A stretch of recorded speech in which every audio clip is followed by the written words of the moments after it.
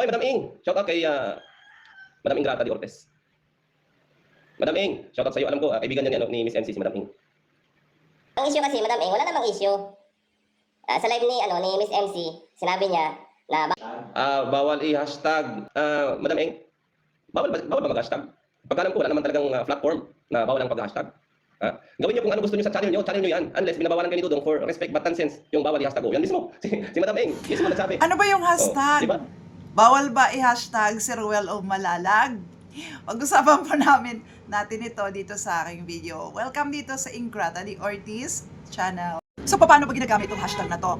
Yung hashtag, lagyan mo lang siya ng hashtag sign, and then, yung gusto mong i-hashtag na word, na curious or interested sa post or videos mo, so masusundan nila by clicking the hashtag. Ngayon, ang helpful naman itong hashtag na ito, no? Pero don't overdo it kasi ewan ko sa experience ko using a hashtag sometimes, it's like, parang, lalo na kung maraming hashtag, nagiging spammy na ang dating, nagiging over na. Minsan, ako parang naapektuhan minsan yung views ko pag over na yung hashtag ko. Ito yung sa experience ko yon.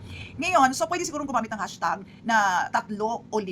So, kasi pwede kang mag-hashtag sa title mo, sa description mo, at meron din doon sa tag sa box settings. Sa settings ng YouTube, meron doong tags ng, na para doon sa mga gusto mong i-tag, yung mga malalaking YouTuber, yung mga tawag nito, yung mga topics. Okay, so pero depende pa rin po ito sa paggamit ninyo ng keywords. Ngayon, good thing yan, kapag nag-hashtag ka, halimbawa, si Probinsyano 4.0, yes, pwede siyang mag-hashtag, pwede niyang i-hashtag si Ruel o Malalag kasi the same sila ng topic.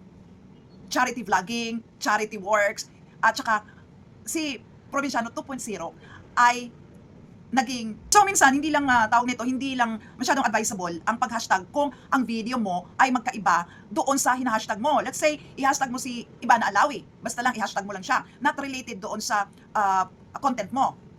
Now, hindi ganong advisable 'yon. Pero kung halimbawa ang pag-hashtag mo kay Ivana Alawi ay doon sa video niya na for example, Ivana giveaways, Ivana charity vlogging, pwede po 'yan kasi related naman yung content mo doon sa tinutukoy mong video ni Ivana Alawi.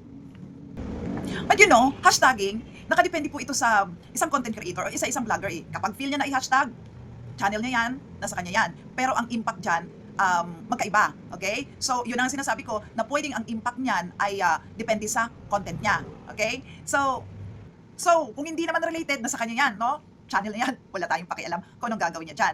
Mag-i-example ako. For example, sinabi ni Ruel o Malalag na bawal siyang i-hashtag, which is hindi niya naman sinabi talaga yon. Pero, kung example lang kung sinabi niya yon, okay? Nakadepende yon sa isang content creator. Out of respect nga, pwede niyang i-hashtag si Ruel, hindi niya pwedeng i-hashtag si Ruel o Malalag kasi nirespeto niya. Pero, dahil yan sa channel niya at gustong-gusto niya, i-hashtag si Ruel o Malalag, pwede po yun, walang magagawa doon si Ruel o Malalag. Okay? Ngayon, ang magiging consequence dyan, magagalit ang mga viewers at magkaroon ng bashing. So, liliwanagin ko lang po ang video na to Hindi po para masamain ang ibang nagsasabi na bawal i-hashtag si Ruel o Malalag. Or, ang video na ito ay hindi lang naman ito sa mga nagtatapik ng issue na to, kundi this is for everybody na sa mga content creator at sa mga viewers din no, na curious about dito sa issue na to. Okay? Liliwanagin ko lang ulit. Sana po wala na pong awayan at sana po kung anong pinaglalaban ng bawat isa about dito sa hashtag na yan, let go. Okay? Kasi yan po ang realidad dito. Pwedeng i-hashtag si Ruel o Malalag. Nakadepende lang po yun sa inyo. Basta po wala lang awayan. Okay? Maliwanagan din ang lahat. Anyway guys, this is Ingrata de Ortiz. Happy vlogging, happy viewing. Shout out sa iyo, Bano Ingrata de Ortiz. Isa ka ring Bano, di ba? Kasi sabi mo doon, no? Hayaan mo na yung biipit kong Bano, mahal-mahal ko yan. O mahal-mahal pa rin kita, no, bilang Bano. Oh my God. Bakit ako naiinis sa'yo? Dahil lahat ng kalaban ko, no, kinakampihan mo, na alam mong mali ka.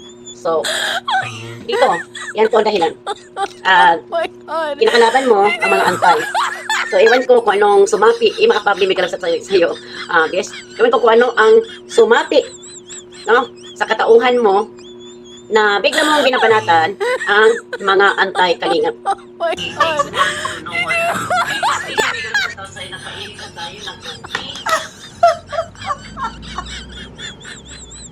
Oh,